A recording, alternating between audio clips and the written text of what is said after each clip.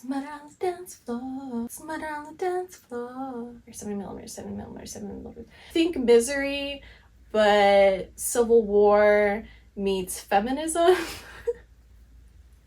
Hi, thanks for coming back. In today's video, I will be reviewing all of the movies that I watched in January 2024 in just one sentence. And I use Letterboxd to track every movie that I watch. It's actually pronounced Letterboxd, but you will probably catch me saying Letterboxd until the day I die. Unless some kind of sponsorship were to happen, or maybe if they let me interview Anya Taylor-Joy for Furiosa.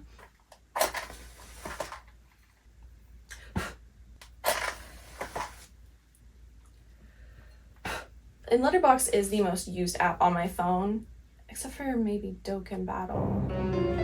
But besides that, Letterboxd, I mean, I'm constantly checking it. I love to make lists on it. It's a great place to track every movie that you've ever watched. You can make a little review of it. You can track your watch list. You can make a watch list. I mean, if you go to my profile, you will see billions of lists. I am Libra through and through, which means that I definitely keep my life in control through all of my little lists. And I would go insane if I were trying to watch movies without using the Letterboxd app. So please forgive me for having my laptop out. I film on my phone, so I'm gonna have to use my laptop to go through every movie that I watch. And now I know I said that this will be one sentence reviews, but if I want to talk more about a movie, I will, okay? Get over it. I was in Chile for 2 weeks in January, and during that time, there were some places that we stayed that did not have Wi-Fi or a very good internet connection. So I only watched 18 movies in January of 2024, which for some people might be a lot. For some people, they're like, okay, that's not even a movie a day, girl. Like, I thought you were a movie buff. And yeah, I feel you on that because 18 is abysmal to what I am normally able to watch in a month. But let's just get started. The first movie I watched in January of 2024, and the first movie I watched in the year of 2024 was Dishonored from 1931, directed by Joseph von Sternberg.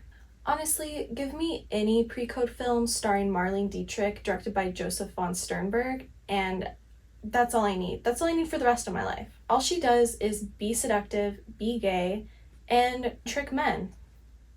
I gave Dishonored 4 stars. Next up is The Passionate Friends from 1949, directed by David Lean. Romantic, gorgeous, sad, lovers pining after lovers that they can't have. Pretty gorgeous, pretty gorgeous. I gave The Passionate Friends 4 stars. Urban Legend 1998, directed by Jamie Blanks. Serial killer motivated by what? Absolutely anything that a movie producer could come up with. This movie is kind of an example of the opening scene of the movie The Player, where movie executives are just sitting around trying to come up with movie ideas, and I can totally see this one being pitched. Yeah, it's a serial killer. Okay, what's his thing? What's his shtick? He kills people based on old urban legends. Urban legends? Yeah, like, aren't you glad you didn't turn on the light? Okay, we can get Jared Leto. Okay, sold. Like, it has a space for goths in chat rooms, and I don't hate it for that. I gave Urban Legend 3 stars. The next movie I watched was Falling for Christmas from 2022, directed by Janine Damian. And I was accidentally tricked into watching my first Hallmark movie with this movie. Even though it's not a Hallmark movie, it definitely is a Hallmark movie, but at least it had Lindsay Lohan in it.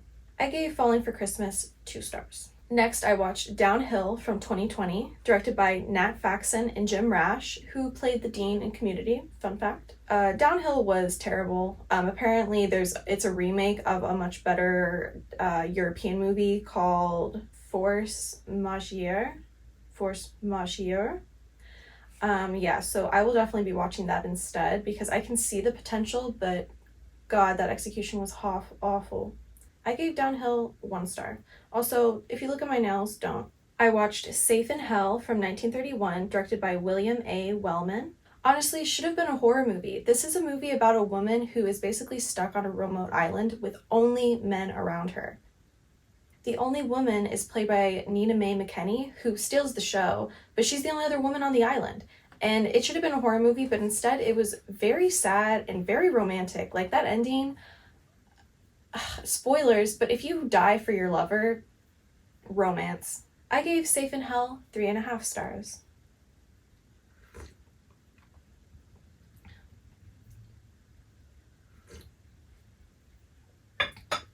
The next movie I watched was No Man of Her Own from 1932, directed by Wesley Ruggles. No Man of Her Own. Okay, what can I say about this movie? First of all, it stars Carol Lombard and Clark Gable, fuck. It stars Carol Lombard and Clark Gable, who were actually married at the time, and it was a pre-code film, so it has all of the sex and seduction that you would want in a really, really old movie. The fact that they were married already, like, the chemistry was off the charts with this one. Okay. Hi, Editing Emma here with Buttermilk.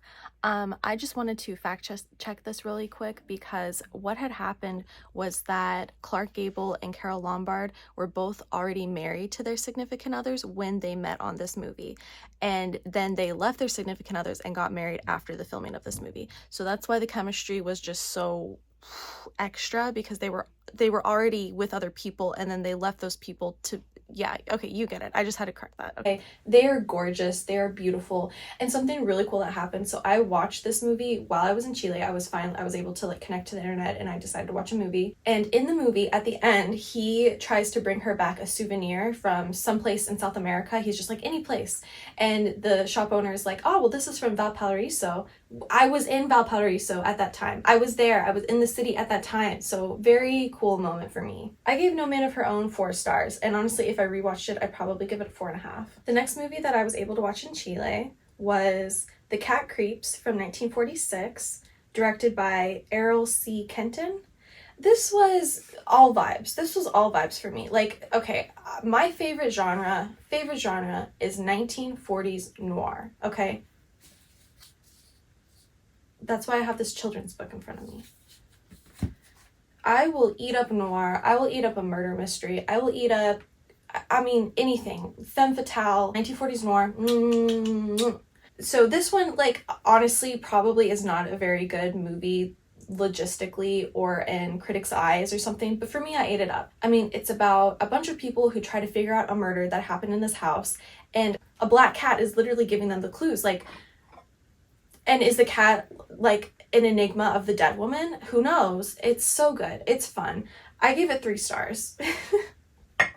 The next movie I watched was Johnny Guitar from 1954, directed by Nicholas Ray. This was a Joan Crawford film, and cancel me if you want, but I love Joan Crawford. No, why hang us? Okay, I gave it 4 stars because Joan Crawford did amazing.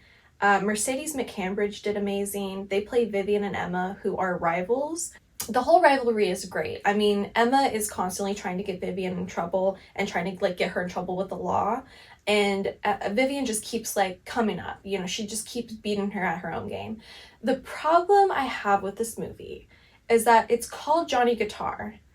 At the end, Johnny Guitar is the hero, but the whole movie is centered around Vivian and Emma. The whole movie is their rivalry. Even the end fight is between them. I barely even remember Johnny Guitar in this movie, okay? That's kind of how irrelevant he is to me in this movie. Yet his is the name of the movie. That is just so on par with how Hollywood treats women, and especially in these older movies.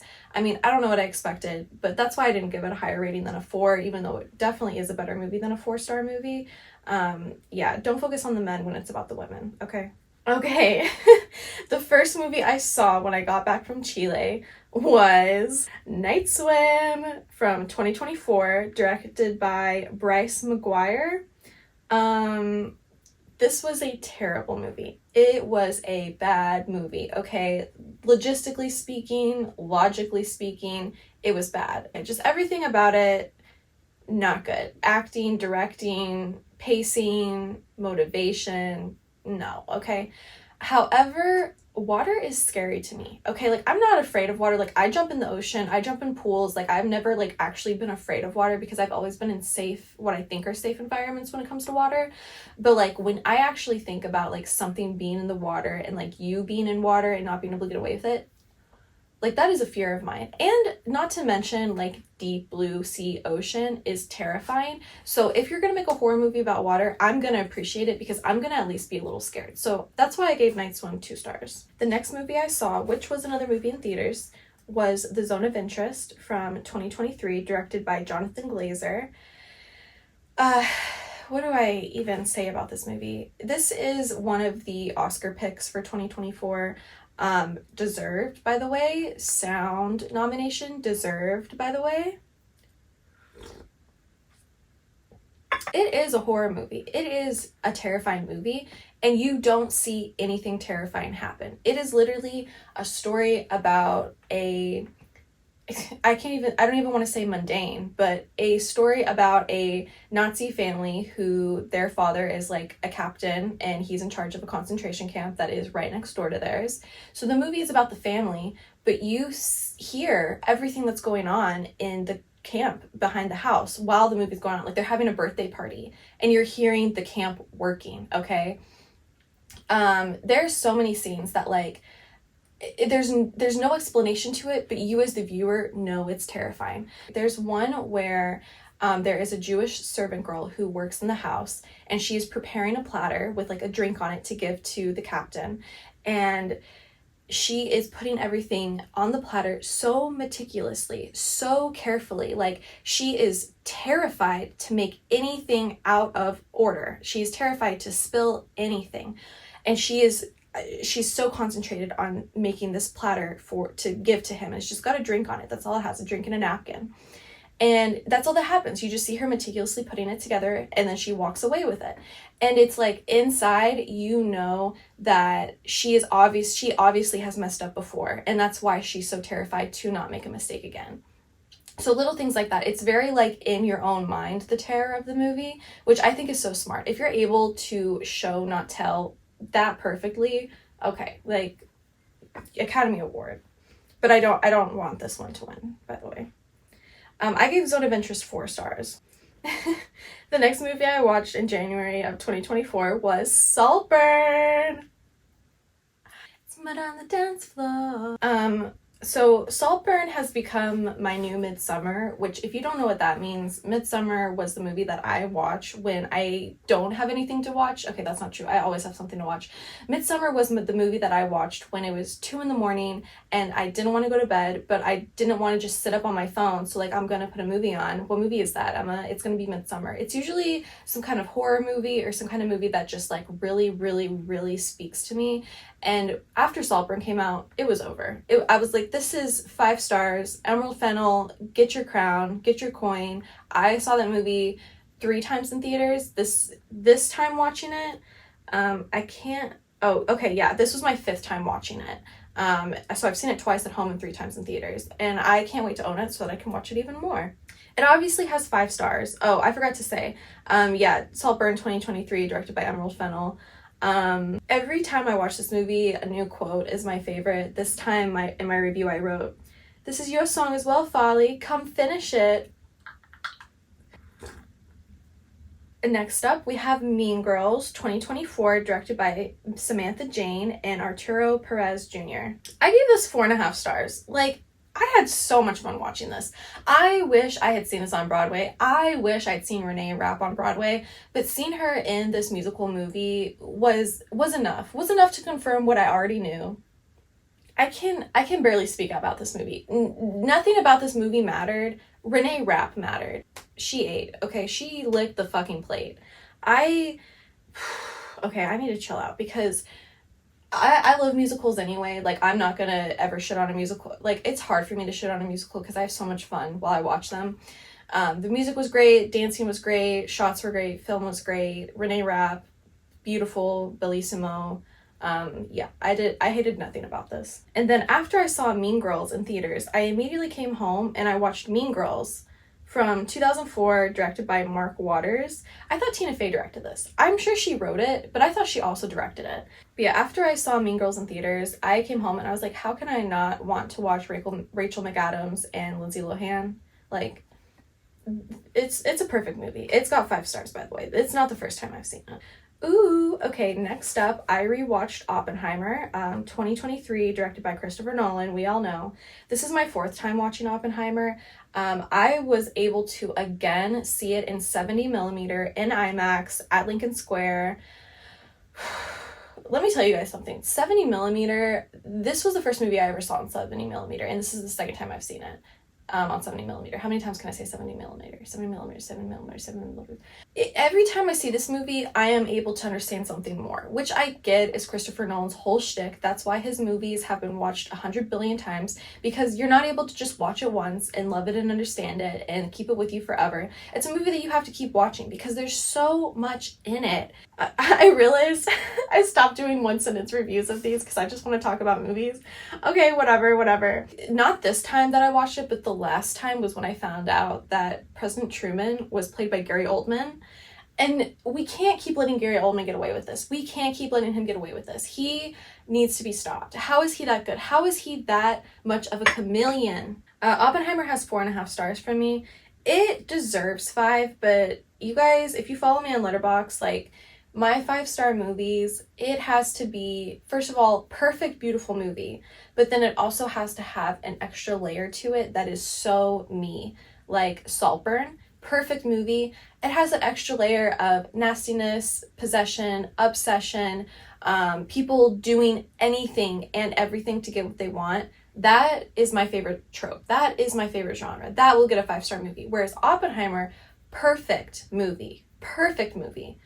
But it may have been missing a little something. It may have been missing that oomph that gives it the 5 stars. So, like, don't think the 4.5 is any reflection of how I think that the movie is not perfect, because it is. It's just my opinion. It's just my rating. Blah, blah, blah. Okay, next I watched Winter's Bone from 2010, directed by Deborah Granik. I am a huge Jennifer Lawrence stan. I support her and everything. I supported her when people thought she was cringy. Okay, I don't care. That's her personality. Like, she's funny and she thinks she's funny, so she's gonna be funny. And there are enough men in this world who think they're funny, and so then they be funny and they get no flack for it. So when a woman thinks she's funny and then is funny, yeah, like, I'm gonna support that. I'm gonna laugh at her jokes. I'm gonna watch every interview, and I'm gonna laugh, and I'm gonna laugh, and I'm gonna laugh. Winter's Bone spoke to me. Okay, it spoke to me. It's about a girl in the Ozarks in Missouri. I was born in Missouri. I grew up in Tennessee. So just like the whole cold mountain Appalachia feel, yeah, like that speaks to me for sure. I gave this movie 4.5 stars.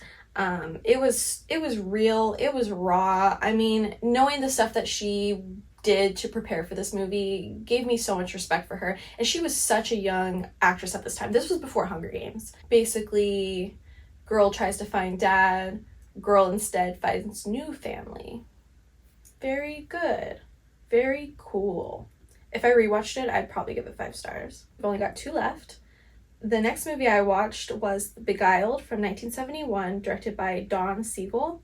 I had no idea that Beguiled by Sofia Coppola was a remake of this movie, and I don't even know if this one was a remake or if this was the original. I don't know if it's from a book. I don't know where it's adapted from. But yeah, so that kind of blew my mind. So I've seen Sofia Coppola's Beguiled, obviously, and I love that movie. I mean, there's nothing I don't love about a majority female casts that have to do with torturing a man. I mean, that's what this movie's about. I mean, they mean well, but then he becomes evil. So then they're like, okay, fine, we'll be evil too. 2 wrongs make a right. And they're right. If you don't know this story, just watch it. Watch Sofia Coppola's version, okay? This version from 1971, it's got Clint Eastwood in it, and he's, you know, he was attractive back in the day, so it, like, fits, but it doesn't hit the same. There's also a lot more girls in this one that don't have any lines. Like, they're just there in the house, and they live in the house, whereas Sofia Coppola's version, there's only the amount of girls that needs to be who contribute to the plot, and I like that a lot more. They each have their own story and their own character. And it's a fun movie, okay? It's great. Like, think Misery, but Civil War meets feminism. Okay, and we are on the last movie that I watched in January 2024, and it's kind of a doozy. I watched Pickpocket from 1959, directed by Robert Bresson. This movie is about a pickpocket and everything he goes through and the girl that he falls in love with. And it was a good note-taking movie. I'll just say that. Okay, so that was every movie I watched in January of 2024. Good movie month. Definitely not as many movies as I normally watch. When you guys watch my February wrap up, which had less days in it than January did. I mean, granted, I was out of the country for 2 weeks, so like that's why the number is so low. But yeah, when you guys see the February 2024 wrap up, you're gonna be like, I can't even watch this video, it's too long. Just kidding, I'll make it short for you guys, don't worry.